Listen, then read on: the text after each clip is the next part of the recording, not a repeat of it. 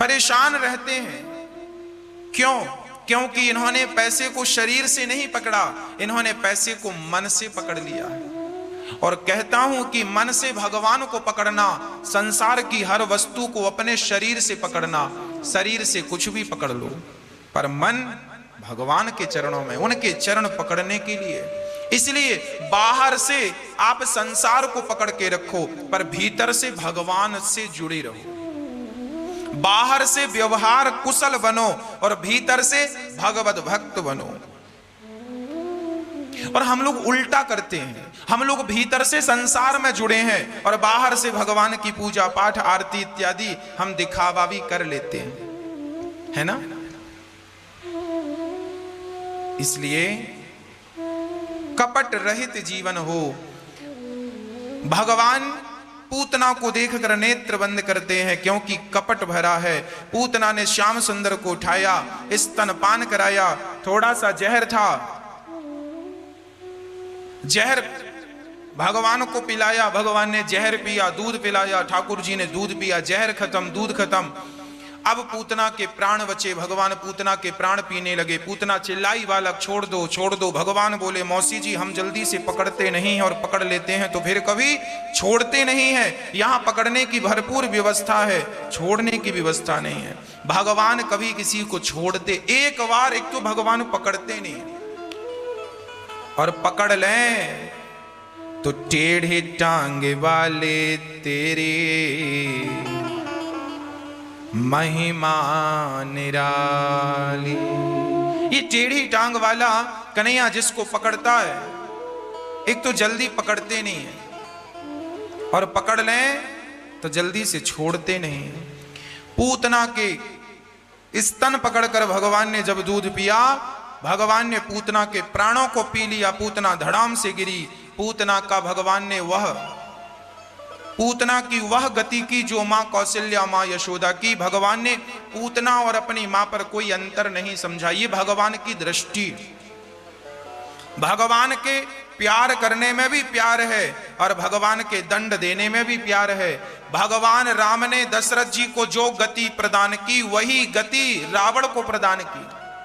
अपने पिता को जहां भेजते हैं राम, रावण को भी वहीं भेजते हैं राम। मतलब हम लोग समझते हैं कि राम रावण में दुश्मनी थी, रावण दुश्मन मानता था राम को, पर राम रावण को दुश्मन नहीं मानते थे। राम तो समझा रहे थे, रावण समझ जा, सीता को वापस कर दे, मैं नहीं मारूंगा। पर जब वो दुश्मनी भाव से भजता रहा तो भगवान ने भी फिर मार करके उसकी सदगति की। जितनी कृपा राम ने विभीषण पर की, उतनी ही कृपा राम ने रावण पर की। राम सबकी गति।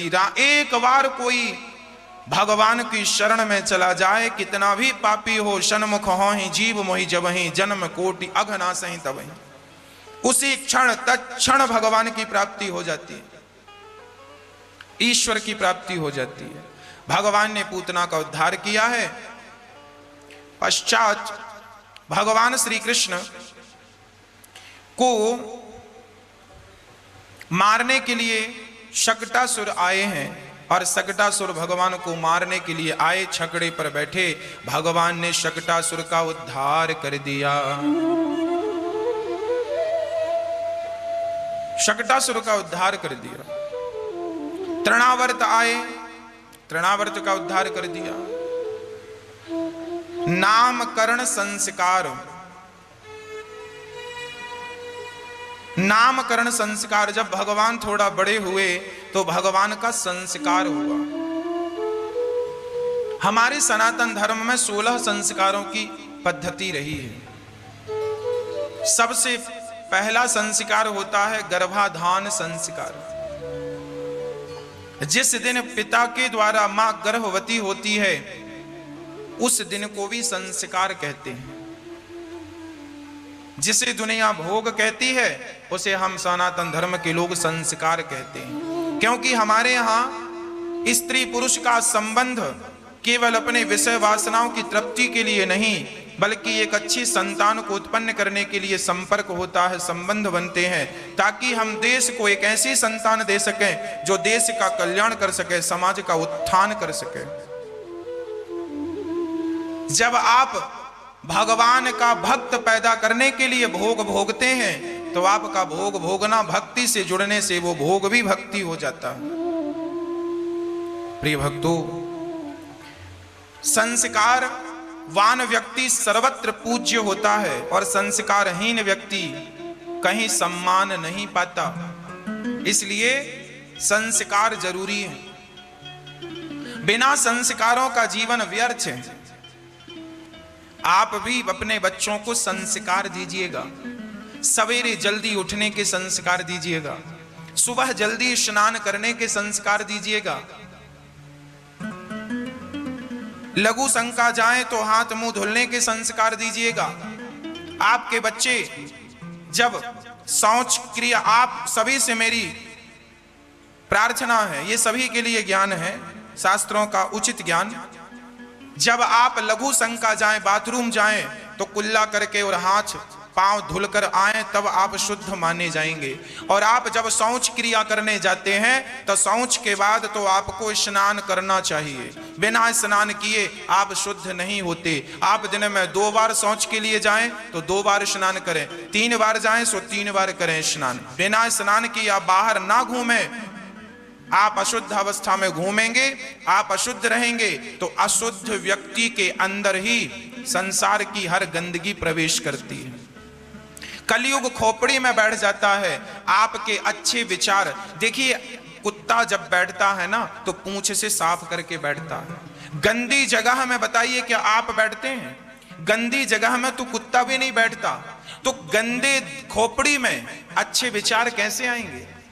इसलिए आप पहले शुद्ध तो बनिए। पहले शरीर को शुद्ध कीजिए, मन को शुद्ध कीजिए। शौच के बाद स्नान करेंगे तो शुद्धता बनी रहेगी। जब शुद्ध रहेंगे तो अच्छे विचार आपके अंदर आएंगे। और आप शुद्धता का ध्यान नहीं देते, खान पान का ध्यान नहीं देते, तो आपके विचार कैसे होंगे? अच्छे विचारों की तो आपसे अपेक्षा नहीं रख सकते हम, गंदे विचार ही होंगे। और आज समाज संसार में गंदा वातावरण बनता जा रहा है। लोगों के विचार, लोगों के अंदर की अच्छाइयां समाप्त होती जा रही हैं। हाँ भक्तों,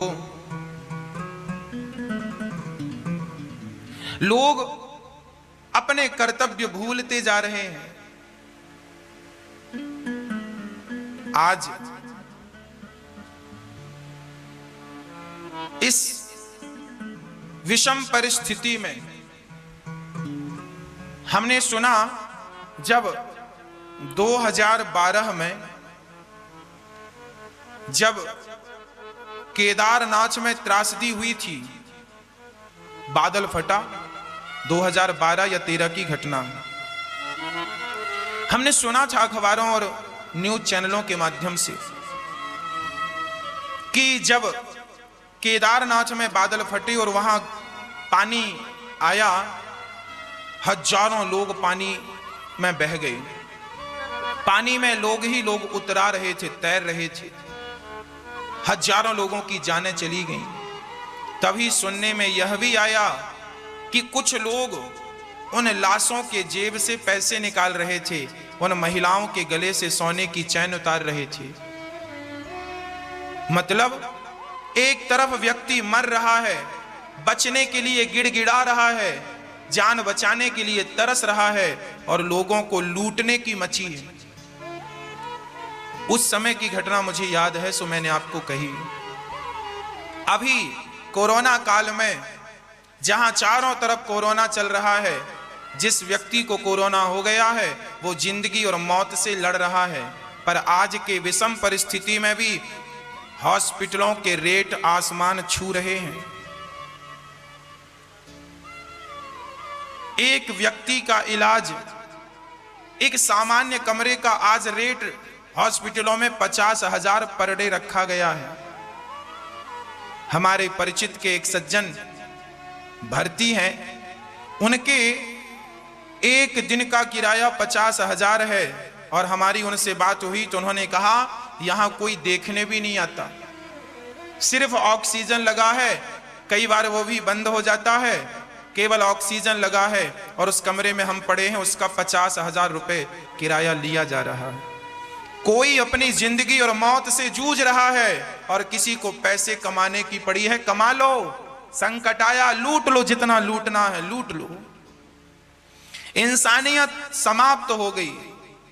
ना कोई किसी की जिंदगी की तरफ देखता है, ना कोई किसी की गरीबी देख रहा है, ना कोई किसी के आंसू देख रहा है। बस लोगों को अवसर मिला है कमाने का, कमा लो।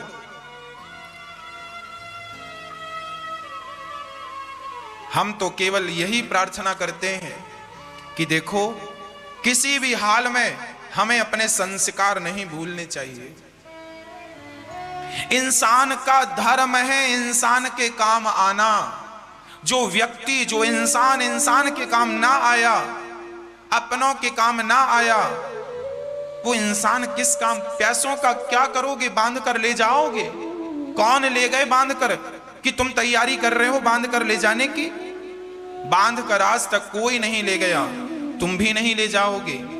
पर प्रार्थना है मेरी, इंसानियत का परिचय हम सबको देना चाहिए। इंसानियत का परिचय सदा हम देते रहें। प्यासे को पानी, भूखे को भोजन और बीमार को इलाज। यदि आप डॉक्टर हैं तो आपका धर्म है कि आप मरीज का इलाज करें। हमारे देश का जवान देश की रक्षा करता करता वो चाहे तो मैदान छोड़कर भागकर अपनी जान बचा सकता है, पर नहीं, वो मानता है इस बात को कि मेरे सीने में गोली लग गई तो मैं देश के लिए शहीद हो जाऊंगा, वीर गति को प्राप्त कर लूंगा, इसी से मेरी सदगति हो जाएगी। और वो मैदान छोड़कर भाग करके चाहता तो अपनी जान बचा सकता था, पर नहीं, वो खड़ा रहा और सीने में गोलियां खाता रहा, भागा नहीं। उसी तरह जैसे देश के जवान डटकर मरीजों की रक्षा, जैसे देश का जवान देश की रक्षा करता है, उसी प्रकार डॉक्टरों को चाहिए कि इस विषम परिस्थिति में हमारे देश के हर व्यक्ति की रक्षा करें, उनके प्राणों की रक्षा करें। प्राण तो हम सभी के एक न एक दिन जाने हैं, पर किसी की रक्षा के लिए प्राण चले जाएं तो वो प्राण जाना भी सफल है। यही है वीर गति। ऐसे लोगों को भगवान अपने धाम में स्थान देते हैं। वो लोग बिना पुण्य के, बिना दान के, बिना यज्ञ जप तप के मुक्त हो जाते हैं, जो ऐसी सोच रखते हैं कि इनके प्राण की रक्षा। एक बार मैं इतिहास उठाकर आपको बोल रहा हूं, भगवान राम का इतिहास सुनिएगा। एक राजा थे भगवान राम के वंश में, राम के पिता के पिता के पिता श्री दिलीप जी। दिलीप, ये जो दिलीप थे ना,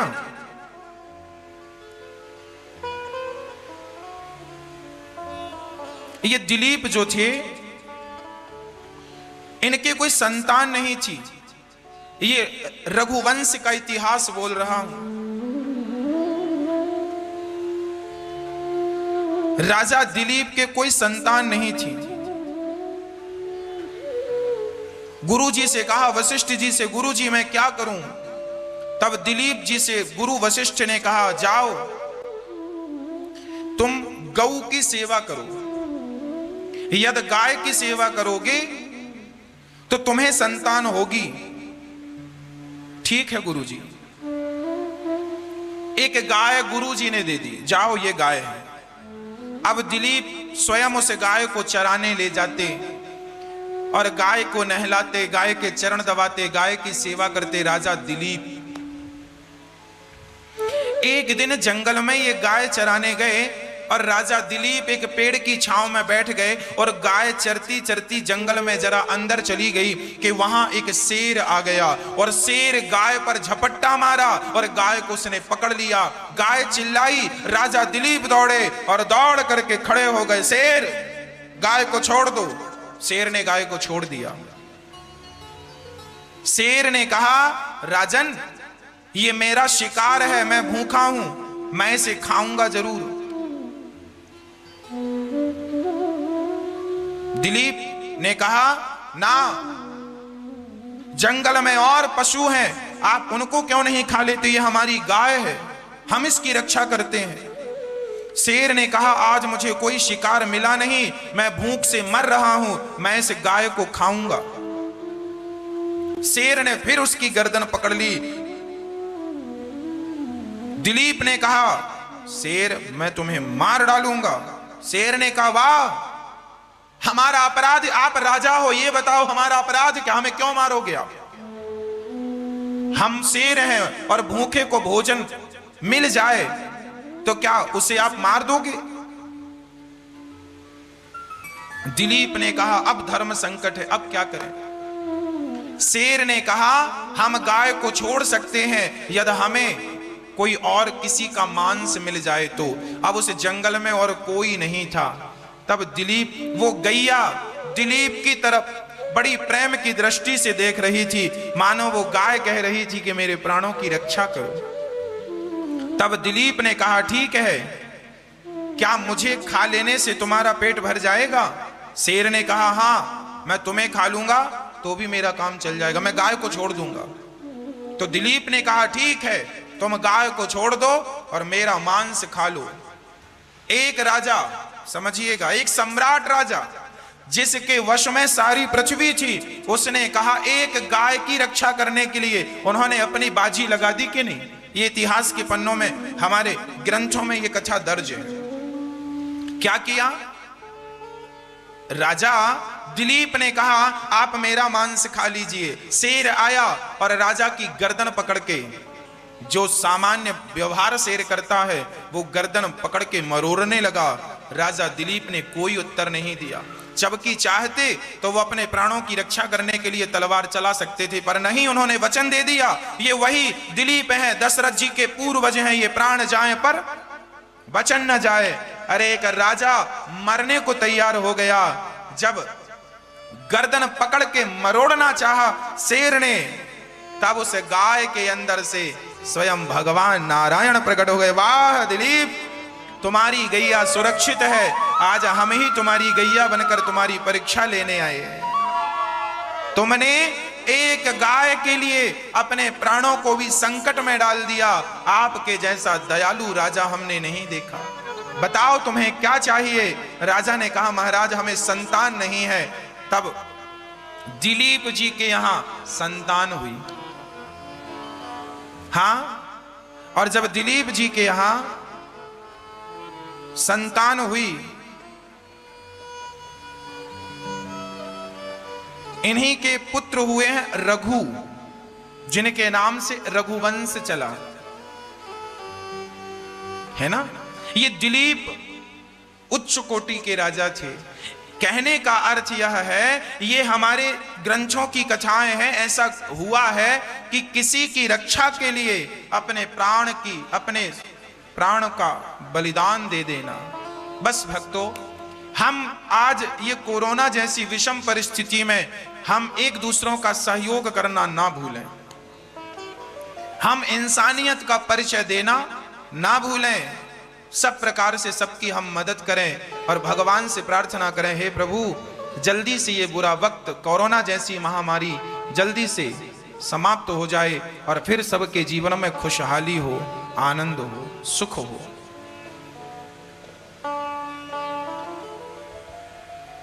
भगवान निष्कपट भाव से अपनी लीला कर रहे हैं और संस्कार की चर्चा हमने आपसे की थी।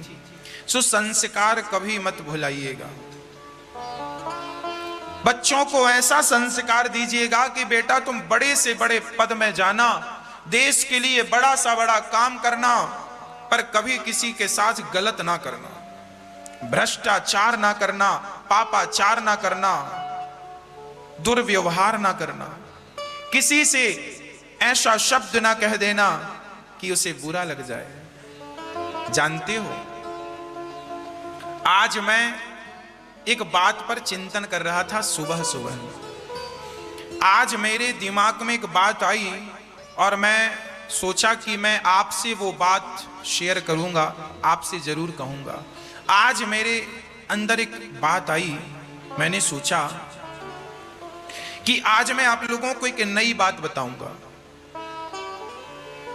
मुझे पता है कि ये जो बात मैं आपसे बताने जा रहा हूं, ये जो मैं आपको कहने जा रहा हूं, ये बात, इसकी कीमत क्या होगी? कम से कम 18 से 20 करोड़ रुपए की एक बात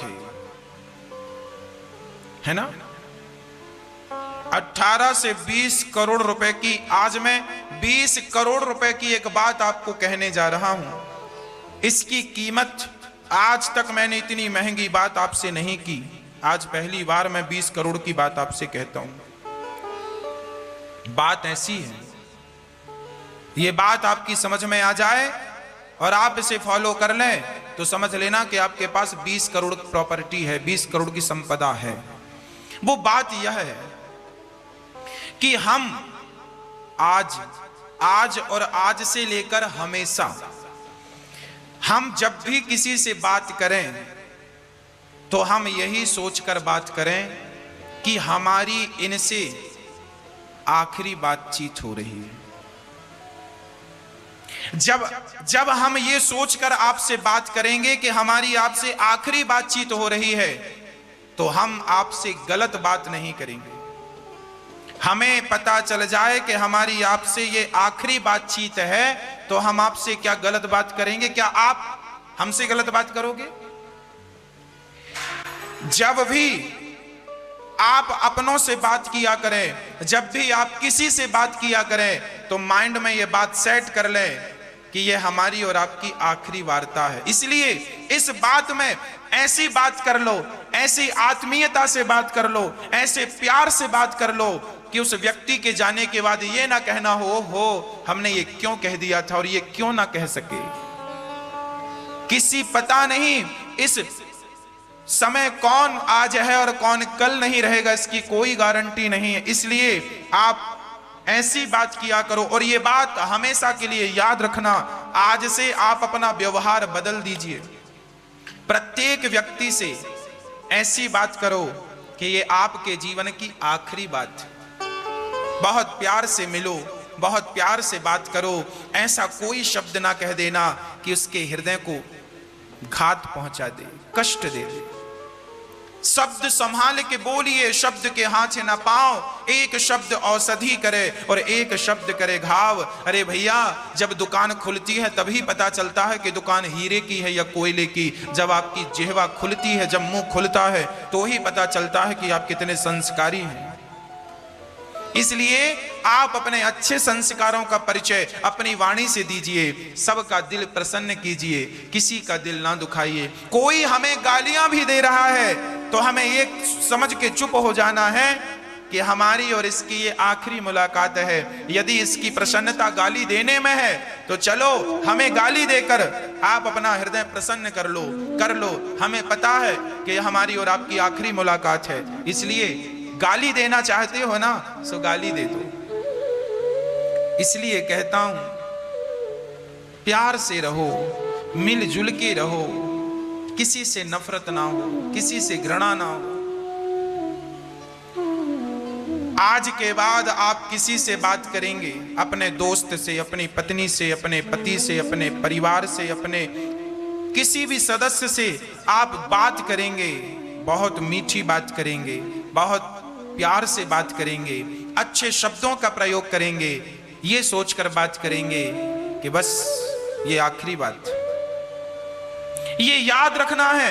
भगवान करे आप सबकी आयु लंबी हो, पर ये बात दिमाग में सेट कर लोगे कि ये आखिरी बात है, तो आप चाह कर भी गलत शब्द नहीं बोलोगे। गलत शब्दों का प्रयोग तब होता है, गलत बातें तब होती हैं जब आप ये सब चीजें भूल जाते हैं। इसलिए इन बातों को याद रखिएगा। माइनर बातें, छोटी छोटी बातें हैं, जिंदगी बदल देती हैं, स्वभाव बदल देती हैं, व्यवहार बदल देती हैं।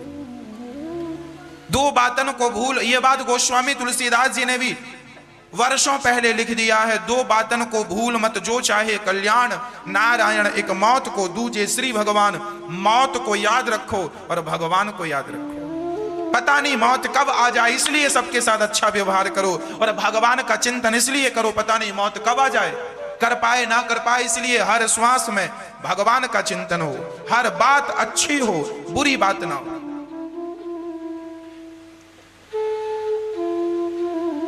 भक्तों, ये संस्कार है। आप अपने बच्चों को बोलने के संस्कार दीजिए, सुबह जल्दी उठने के संस्कार दीजिए, माँ बाप के चरण दबाने के संस्कार दीजिए, माँ बाप के चरणों को धुलने के संस्कार दीजिए। माँ बाप, आजकल के बच्चे अपने माँ की सेवा नहीं करते, आजकल के बच्चे अपने माँ के चरण दबाने में शर्माते हैं। माँ, आपसे प्रार्थना करता हूं, जब आप अपने माता पिता के पांव दबाओगे तो बच्चे देखेंगे कि मेरे पिताजी मेरे दादाजी के पांव दबा रहे हैं, तो उनके अंदर भी पांव दबाने के संस्कार पैदा होंगे, उत्पन्न होंगे। आज के बच्चे माँ बाप के पांव दबाना तो भूल ही गए। 100 में से 95% बच्चे माँ बाप के पांव नहीं दबाते, सिर्फ 5% बच्चे आज माँ बाप के पांव दबाते हैं। उन 5% में आप हैं, क्योंकि आप दबाते हैं तो ठीक है, नहीं दबाते तो माँ और पिता के पांव जरूर दबाया करो। माँ के चरणों की सेवा से ईश्वर प्रसन्न होते हैं। हाँ, जैसे आपके बच्चे की कोई तारीफ करे, जैसे आपके बच्चे को कोई प्यार करे, अरे बच्चे को कोई प्यार करता है ना तो माँ बाप बड़े प्रसन्न होते हैं, मेरे बच्चे को प्यार कर रहे हैं। जैसे कोई बच्चे को प्यार करे तो उसके माँ बाप सहज में प्रसन्न होते हैं, उसी प्रकार जब कोई जीव मात्र की सेवा करता है तो भगवान सहज में प्रसन्न हो जाते हैं। भगवान प्रसन्न होते हैं कब? जब आप जीव मात्र की सेवा करते हैं, तब सबकी, माता की, पिता की, दीन दुखियों की, जरूरतमंदों की सेवा करते हैं तो भगवान गदगद हो जाते हैं, प्रसन्न हो जाते हैं। प्रिय भक्तों, और बलुआ कहती हैं, कलुआ बलुआ, सारी गोपियों के घर जा जाकर, थोड़ा बड़े हुए भगवान तो भगवान घर घर जाकर के माखन चुराते हैं। ये माखन चुराना क्या है? ये भगवान मक्खन नहीं चुरा रहे हैं, मक्खन जैसा गोपियों का मन चुरा लेते हैं। जब हमारा मन निर्मल होगा तो भगवान हमारे निर्मल मन की चोरी कर लेंगे। सारी गोपियों के घर जाते हैं, उनका मक्खन चुरा लेते हैं। गोपियां शिकायत करने आती हैं, मैया आज तेरे लाला ने मटकी तोड़ी है, आज तेरे लाला ने मक्खन चुराया है। हाँ, सारी गोपियां शिकायत करती हैं, मैया आज तेरे लाला ने मटकी तोड़ी है। हाँ, एक दिन भगवान की शिकायत करने गोपियां गई, मैया तेरे लाला ने मटकी तोड़ी है। तो भगवान से कहा, मैया ने, च्यों रे लाला तेने मटकी तोड़ी, गोपियों का मक्खन चुराया? कन्हैया बोले, मैया मैंने मक्खन ना चुराई, मैंने बिल्कुल मक्खन ना चुराई। तो गोपियां क्यों बोल रही हैं? क्या बताऊं मैया, ये मुझको बदनाम करनो चाहे। अच्छा, तो तू बता तेरी का मर्जी है? मैया बरसाने की एक छोरी है, वासे मेरे ब्याह कराए दे तो मैं चोरी सदा सदा के लिए छोड़ दूं। अच्छा, तेने छोरी देख रखी है दारी के, बोल तो को कौन सी छोरी चाहिए? तो भगवान श्री कृष्ण कह रहे हैं, राधिका गोरी से शिकायत करके गई। और एक दिन भगवान पहुंच गए गोपियों के घर और गोपियों ने पकड़ लिया। तो भगवान ने गोपियों का दुपट्टा पकड़ के कहा, आज मक्खन ना देगी सखी तो तेरा दुपट्टा ना छोड़ेंगे। तब गोपियों ने कहा, वो मेरा छोड़ दे दुपट्टा। माखन चुराने नहीं जाते थे, गोपियों का प्रेम बढ़ाने जाते थे। गोपियां भगवान से अत्यधिक प्रेम करती हैं, और आप जिनसे प्रेम करते हैं ना, आप उन्हें बार बार देखते हैं या देखना चाहते हैं। गोपियां भगवान की शिकायत करने मां यशोदा के पास नहीं जाती, बल्कि शिकायत के बहाने श्री कृष्ण का दर्शन करने जाती थी। भगवान क्या करें, इतनी सुंदर है। अब आप बोलो, जिनकी कथा सुनने के लिए आप टीवी के सामने 2:30 बजे से बैठे हैं, जिनकी कथा में इतना आनंद है, इतना रस है, इतना सुख है, जिनकी कथा आप नहीं छोड़ते, सोचो वो कृष्ण कैसे रहे होंगे। उन कृष्ण को भला गोपियां कैसे छोड़ दें। अरे आप भी जिस दिन एक झलक देख लोगे ना कन्हैया की, पागल हो जाओगे। आपकी आंखों की पलकें झपकने का नाम नहीं लेंगी, और पलकें झपक गई तो आप कहोगे पलकें झपकना मत, तुम झपकोगी तो दर्शन में बाधा होगा। बस आप पलक दृष्टि से कृष्ण को निहारते रहे, निहारते रहे, निहारते। अद्भुत छटा है, भगवान जितने सुंदर हैं ना, आप कल्पना भी नहीं कर सकते। इसलिए जब आप उनका ध्यान चिंतन करेंगे, घुंघराले घुंघराले से कन्हैया के बाल हुआ करते हैं, बड़ी सी कजरीली सी आंखें, भगवान की आंखें ऐसी हैं कि कोई उनकी आंखों को देख लेना तो हो मानो प्राण निकल जाएंगे, इतना सुंदर स्वरूप है। भगवान की आंखें मानो दिल चुरा लेती हैं, ऐसी आंखें हैं उनकी, बड़ी बड़ी तेज निगाहें हैं। भगवान के नेत्रों से कोई बच नहीं सकता, किसी को देख ले पागल हो जाता है, इतनी सुंदर आंखें हैं श्याम सुंदर की। बाल बिल्कुल घुंघराले, आंख बिल्कुल काली और बड़ी सुंदर। उनकी नाक इतनी सुंदर है, उनकी नाक की नजर नहीं हटती, और उनकी होठों की मुस्कान, जब कन्हैया किसी गोपी की तरफ देखकर मुस्कुराते हैं ना, तो हाय राम वो मर जाती है। इतनी मुस्कान पागल करने वाली है ना, मुस्कान तेरी मोहन घायल कर जाती है। आहा, भगवान की मुस्कान बड़ी अद्भुत है। और भगवान के गले में जो माला पड़ी है ना, माँ ने श्रृंगार किया है, और बालों का जूड़ा बना के मोर पंख लगाया है, और सुंदर मोती हीरों की माला पहनाई है। वाह, हीरे मोती से भगवान की शोभा नहीं है, बल्कि भगवान के गले में पड़ करके वो हीरे मोती भी शोभा पा रहे हैं। वो उन हीरे मोतियों की शोभा है कृष्ण से। वाह, अद्भुत। कन्हैया के हाथ में ये बाजूबंद जो है मोतियों का पहनाया है माँ ने, अद्भुत छटा है कन्हैया के। पीला सा पीतांबर उड़ा रखा है माँ ने, सुंदर सा। पांव में पायल बांध रखी है माँ यशोदा ने, और श्याम सांवले से कन्हैया, छोटे छोटे पांव, छोटे छोटे हाथ। वाह, अद्भुत दर्शन। गोपियां दीवानी हो गईं। अरे गोपियां जब छींके पे मक्खन लटकाती हैं और कन्हैया ग्वाल वालों का गोला बनाकर आते हैं और खाते हैं, कन्हैया ऊपर मटकी पकड़कर जब मक्खन लुटाते और खाते हैं, तो गोपियां खिड़कियों में मुंह रख रख के, खिड़कियों के पास खड़े हो के छिप छिप के कन्हैया को देखा करती हैं। अरे भगवान चोरी कर रहे हैं और उनका ये दर्शन भला अद्भुत नहीं तो क्या है। भगवान की लीला अद्भुत है, और भगवान को गोपियां हर प्रकार से देखकर आनंदित ही होती हैं। आज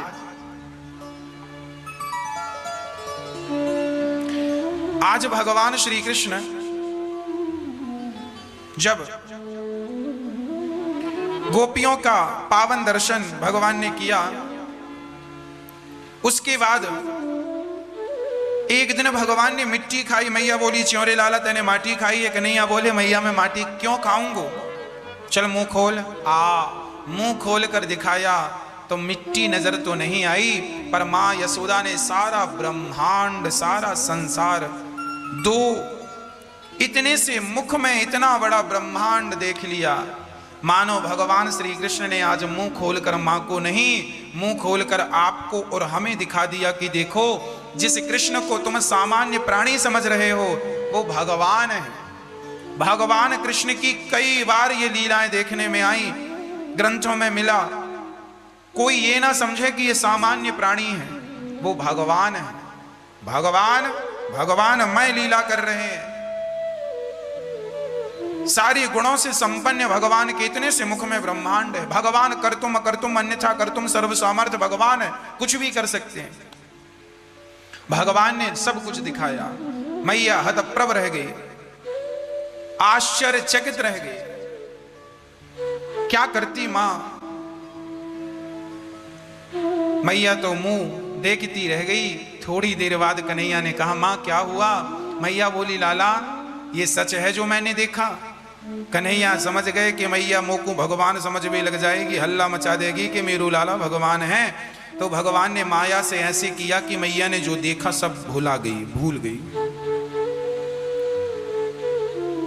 मैया कन्हैया को गोद में लेकर चली गई और दही मंथन करती हुई मक्खन खिलाने लगी, अपना स्तन पान कराने लगी, दुग्ध पान कराने लगी। परीक्षित ने कहा, गुरुदेव मुझे एक बात बताइए, माँ यशोदा ने कौन सा पुण्य किया है जिस पुण्य के बल पर कृष्ण उनके पुत्र बनकर उनकी गोद में बैठकर उनका स्तन पान कर रहे हैं? सुखदेव भगवान ने कहा, राजन माँ यशोदा एक जन्म की नहीं, जन्म जन्म की पुण्यात्मा है।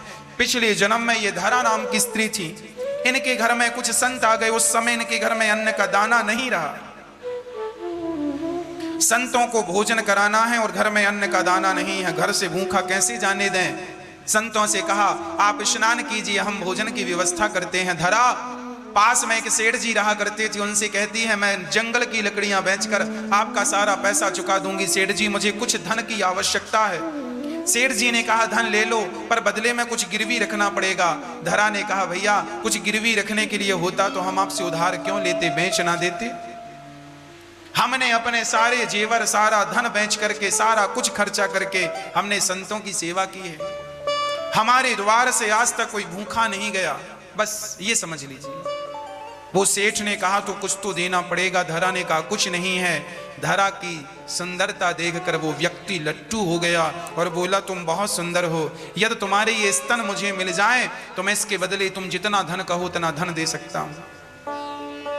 अच्छा, धरा उसके गंदे विचारों को भांप गई, समझ गई कि ये मेरे स्तनों की ओर इशारा कर रहा। कहा हाँ तुम बहुत सुंदर हो, यदि ये तुम्हारी स्तन मुझे मिल जाए तो मैं इनको लेकर और तुम्हें बहुत सारा धन देकर तुम्हें प्रसन्न कर सकता हूं। धरा ने कहा ठीक है, मेरे घर में चूंकि संत खड़े हैं और मैं संतों को खाली हाथ विदा नहीं कर सकती, सो आप मेरे स्तन ले लीजिए। सेठ बड़ा प्रसन्न हुआ कि चलो बात बन गई। तब तक धरा ने देखा पास में चाकू पड़ी थी, चाकू उठाकर माता धरा ने अपने दोनों स्तन चाकू से काट दिए और काट कर दोनों स्तन सेठ के तराजू में रख दिए। सेठ जी मेरे स्तन चाहिए थे, ये रहे स्तन, अब मुझे धन दे दो। सेठ दंग रह गए, धन दे दिया और धरा बाजार से सामान लेकर संतों को प्रसाद पवाती हैं, बनाती हैं प्रसाद और पवाती हैं। संतों ने कहा देवी मैं देख रहा हूं तुम्हारा शरीर रक्त से गीला है, क्या चोट लग गई, क्या तुम रोटी बनाने में जल गई हो, क्या हुआ। तब धरा ने संपूर्ण वार्ता कही। गुरुदेव आपके लिए भोजन नहीं था, सो मैं एक सेठ से मांगने गई, उन्होंने मेरे स्तनों की मांग कर दी, मैंने अपने स्तन काटकर उन्हें दान कर दिए, दे दिए। मैंने अपने स्तन बेच दिए और आपकी थाली पर उन स्तनों के बदले ये रोटियां पहुंची हैं। वो संत गदगद हो गए और वो संत नहीं थे, संत रूप में भगवंत थे, भगवान प्रकट हो गए। वाह माँ, आज आपने हम संतों का पेट भरने के लिए आपको स्तन काट कर देने पड़े सो आप दे देती हैं, पर संतों को भूखा नहीं जाने देती। आपकी अतिथि सेवा को देखकर हम प्रसन्न हुए हैं। अगले जन्म में हम आपके पुत्र बनकर आपके इन्हीं स्तनों का पान करेंगे। वही धरा यशोदा बनती हैं और वही संत जो कृष्ण थे, जो नारायण थे, वही कृष्ण बनकर मां की गोद में आज दूध पी रहे हैं। बिना कुछ दिए यशोदा ने दान दिया, इसलिए यशोदा के नाम पर दा शब्द है। यशोदा, दान करने से दा शब्द जुड़ा। दा शब्द दान का सूचक है। दान किया नंद बाबा, नंद बाबा में भी दा है, नंद। हाँ, दान करने से ही आपके जीवन में सुख बढ़ता है। जब आप किसी की भूख की चिंता आप करते हैं तो विधाता आपकी चिंता करने बैठ जाता। मेरा भक्त किसी की चिंता करे सो मैं उसकी चिंता करूं। इसलिए संतों को भोजन, जरूरतमंदों को रोटी देना कितना बड़ा पुण्य है, आप समझते हैं।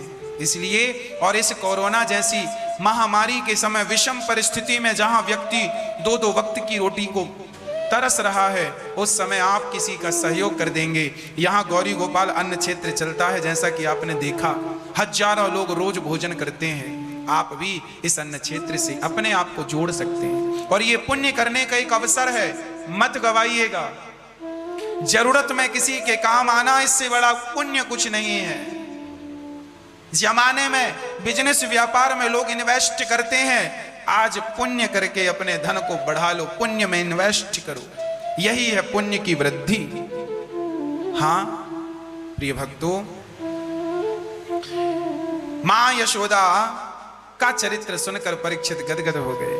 एक दिन मां यशोदा एकदा गृहदासीसु यशोदानंद गेहनी कर्मांतर नियुक्तासु निर्ममंत स्वयं दधी। बड़े प्रेम से माँ यशोदा दही मंथन कर रही थी, तभी लाला कन्हैया पहुंच गए। मामों को दूध पिलाए दे। मैया दूध पिलाए लगी और दूध चूल्हे पे चढ़ा उफनने लगा तो मैया कन्हैया को छोड़कर दूध उतारवे गई। तब तक कन्हैया ने सारी मटकियों को तोड़ दिया और जब तोड़ा तो मैया को गुस्सा आया, लाला आज तूने घर की सारी मटकियां तोड़ी हैं, आज तो ये दंड मिलेगो। और मैया कन्हैया को पकड़वे दौड़ने लगी। कन्हैया भाग रहे हैं, आगे आगे भगवान पीछे पीछे, मैया लाठी लेकर दौड़ रही है। सोचो जो जगत का पालनहार है, जिसकी एक भ्रकुटी तन्ने मात्र से प्रलय हो सकता है, आज वो यशोदा के डर से भाग रहा है। यही भगवान की भगवत्ता है, भगवान अपने भक्तों के अधीन है। आज मैया ने पकड़ना चाहा, जो भगवान 3 पग भूमि में दुनिया नाप लेता है, बामन बनकर वो भला भागे तो कौन पकड़े। पर प्रेम भगवान भक्त की पकड़ में आते हैं। अरे हमारी हैसियत नहीं है उस परमात्मा को पकड़ने की, पर श्रद्धा से जब उसे पकड़ने दौड़ेंगे तो वो कृपा करके खुद पकड़ में आएगा जरूर। और मैया की पकड़ में आए और मैया ने उखल से बांधा। बांधने लगी तो 2 अंगुल रस्सी कम पड़ गई। भगवान को कौन बांध सकता है? 2 अंगुल की कमी है। ये 2 अंगुल क्या है? अहंकार, अहमता और ममता। जब तक आपके अंदर से अहंकार नष्ट नहीं होता तब तक भगवान आपके बंधन में नहीं बंधते। इसलिए अहंकार को मिटा दीजिए। आज लोग बहुत अहंकार करते हैं, मिटा दो। अहंकार किसी का टिका नहीं, रहा नहीं। हमारा और तुम्हारा अहंकार क्या रहेगा? इसलिए अपना अहंकार मिटा दो। आज लोग बड़ा छाती फुलाकर चलते हैं, हमें जानते नहीं, पहचानते नहीं। हाँ साहब जानते हैं, आपको भी जानते हैं और आपकी औकात को भी जानते हैं। हम सबकी औकात मैं आपको हमेशा कहता आया हूं। आज मेरा यह शरीर है, जब प्राण निकलते हैं लोग चिता पे रखकर जला देते हैं और जलने के बाद मुट्ठी भर राख रह जाती है, जो कि एक 25 रुपए के घड़े में हमारी राख आ जाती है। जो व्यक्ति जीवन भर लंबी लंबी डींगे मारता रहा, मैं ये हूं, मैं वो हूं, मैं ऐसा हूं, मैं वैसा हूं, मुट्ठी भर राख बन गए कि नहीं? अकड़ ज्यादा दिन नहीं चलती, अकड़ ज्यादा दिन नहीं चलती। ये हम अकड़ किसकी, अहंकार किसका? पैसे का अहंकार कर रहे हो, नष्ट हो जाएगा। ये शरीर, इसका अहंकार क्या करते हो? ये भी छोड़कर चला जाएगा। भक्तों, एक सज्जन से हमने पूछा कि तुम कितनों का पालन करते हो, तुम्हारे घर में कितने सदस्य हैं? उन्होंने कहा 6 सदस्य हैं। हमने कहा क्या तुम पालन करते हो? उन्होंने कहा हाँ, हम अपनी पत्नी को खिलाते हैं, बच्चों को खिलाते हैं। हम ना होए तो हमारे बच्चे भूखे मर जाएं। हमने कहा साहब ये गलतफहमी हटा दो, आप रहें ना रहें कोई फर्क नहीं पड़ता। कुछ दिन रोध होकर लोग ठीक हो जाते हैं, भूखा तो कोई नहीं रहता, तुम रहो या मत रहो। ये केवल अहंकार वश हम कहते हैं कि हमारे बिना तुम भूखे मर जाओगे, हमारे बिना तुम क्या करोगे। अरे तुम जाकर देख लो, किसी का कुछ बिगड़ा है? हमारे जैसे कितने आए और चले गए, किसी का क्या बिगड़ा है? इसलिए ये अहंकार मिटा दो कि तुम्हारे कारण ये सब खा रहे हैं, तुम्हारे कारण। कोई किसी को खिलाता नहीं है, सब अपने अपने भाग्य का खाते और पीते। हम ये व्यर्थ का अहंकार करते हैं कि हम कर रहे हैं। हम कौन होते हैं करने वाले? सब भगवान करते हैं। हमें और आपको विधाता निमित्त बनाते हैं, करते वही है, पर हम और आपसे भगवान अपना काम करा लेते हैं। हम करने वाले हैं, हम सामान्य निमित्त बनकर कर रहे हैं, भगवान करा रहे हैं। हम नाचने वाले हैं, भगवान हमें नचाने वाला है, कठपुतली की तरह। हमारी ये जो उंगली हिल रही है ना, ये हमारे अपने बल से नहीं। आप कहें कि महाराज जी हम उंगली हिला रहे हैं, साहब जिनको पैरालाइसिस हो जाता है, लकवा मार जाता है ना, उनकी उंगली हिलती नहीं है। जब तक परमात्मा चाह रहे हैं, उंगली तुम हिला रहे हो, पलक झपका रहे हो, बोल रहे हो, सुन रहे हो, देख रहे हो। भगवान ना चाहेंगे तो देख ना पाओगे, आंखें होंगी पर देख ना पाओगे, कान होंगे पर सुन ना पाओगे, पांव होंगे पर चल ना पाओगे, हाथ होंगे पर उठा ना पाओगे। जब तक तुम कुछ कर रहे हो वो विधाता की मर्जी है, इसलिए उसका धन्यवाद दो। विधाता आपका धन्यवाद। अहंकार किस बात का करते हो साहब? ये मिट्टी, ये समय निगल गया सबको।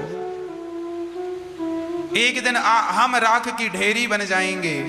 अहंकार ना करो, प्यार से प्रेम से रह लो, बोल लो, प्यार लुटा दो, प्यार लूट लो बस। भगवान की कृपा से मां यशोदा बांध सकी और यमलार्जुन का भगवान ने उद्धार किया। दोनों ने भगवान की स्तुति की, मेरी वाणी आपका गुणगान करती रहे। भगवान ने अघासुर को मारा, ब्रह्मा जी का मोह भंग किया। ब्रह्मा जी को मोह हो गया, ये कैसे भगवान की 40 श्लोकों में स्तुति की, ब्रजवासी वचनों का हरण किया। अंत में भगवान ने ब्रह्मा जी को, जब राधा जी के साथ भांडीर वन में राधा जी का कृष्ण से विवाह हुआ है। आज भी भांडीर वन नाम की एक जगह वृंदावन के 84 कोस में है, जहां भगवान कृष्ण का विवाह श्री राधा जी के साथ हुआ है। आप कृष्ण का विवाह राधा जी से ब्रह्मा जी ने कराया है, ये गर्गाचार्य जी गर्ग संहिता में लिखते हैं। राधा से कृष्ण का विवाह हुआ है भांडीर वन ब्रज 84 कोस में। आज भी वो जगह स्थित है, आज भी वो वृक्ष स्थित है जिस वृक्ष के नीचे ब्रह्मा जी ने विवाह कराया। उसके बाद भगवान ब्रह्मा जी को क्षमा करते हैं, धेनुकासुर का उद्धार करते हैं। ब्रह्मा जी अपने धाम गए, भगवान स्वयं ब्रजवासी बने थे, स्वयं अपने रूप में आए, ब्रजवासियों को वचनों को वापस लौटाया। धेनुकासुर का उद्धार किया, कालिया नाग का अहंकार नष्ट किया, उसे रमण द्वीप की ओर भेजा और यमुना के जल से, नाग के जहर से, सर्प के जहर से यमुना जल को मुक्त किया। प्रलंबासुर का उद्धार किया, गोपियों ने सुंदर वेणु गीत गाया है। सुंदर सा ठाकुर जी का चरित्र है, सुंदर से ठाकुर जी हैं। गोपियों ने वस्त्र उतार कर सारे स्नान किया तो भगवान ने वस्त्र चुरा लिए, बाद में वो वस्त्र लौटाए हैं। कहा निर्वस्त्र होकर स्नान नहीं करना। यज्ञ पत्नियों पर भगवान ने कृपा की। मैया इंद्र की पूजा करने 56 भोग बनाती है। कन्हैया बोले इंद्र की पूजा नहीं मां, गोवर्धन की पूजा करो। सारे ब्रजवासी गोवर्धन की पूजा करने गए। मानसी गंगा से स्नान कराया, परिक्रमा लगाई, भोग लगाया और ब्रजवासी अपने अपने घर आए। इंद्र को पता चला, मूसलाधार पानी बरसाया। भगवान ने तब खेल ही खेल में गोवर्धन को धारण कर लिया। बोलिए गिरिराज धरण भगवान की जय। 7 वर्ष के कन्हैया ने 7 कोस के गोवर्धन को 7 दिन 7 रात तक धारण कर रखा। इंद्र के बादल थक गए, बरसा बरसा कर इंद्र क्षमा मांगने आए। भगवान ने गोवर्धन को स्थापित किया अपनी जगह पर और भगवान को सारे ब्रजवासी लाड़ प्यार करने लगे। भगवान को स्तुति इंद्र ने की, भगवान ने उन्हें क्षमा किया, आशीर्वाद दिया और इंद्र अपने स्वर्ग धाम में चले गए। स्वर्ग के राजा अपने राज सिंहासन पर बैठे हैं और यहाँ भगवान अपने माँ यशोदा के साथ प्रेम से रहते हैं। माँ यशोदा कन्हैया का श्रृंगार करती हैं और बड़े प्रेम से भगवान माँ यशोदा के साथ, नंद बाबा के साथ, अपने ब्रजवासियों सखाओं के साथ हैं। आगे भगवान की विवाहोत्सव की लीला कल श्रवण करेंगे। 7:30 बजे, आज रात्रि को 7:30 बजे से लेकर 8:30 बजे तक हम YouTube पर आपके प्रश्नों का उत्तर देने आएंगे। आप अपने मोबाइल पर YouTube पर जो अनिरुद्धाचार्य नाम से चैनल है उसे सब्सक्राइब करें। आज 7:30 बजे जो भी प्रश्न आप पूछना चाहते हैं YouTube पर आपके प्रश्नों का उत्तर देने हम आएंगे 7:30 बजे।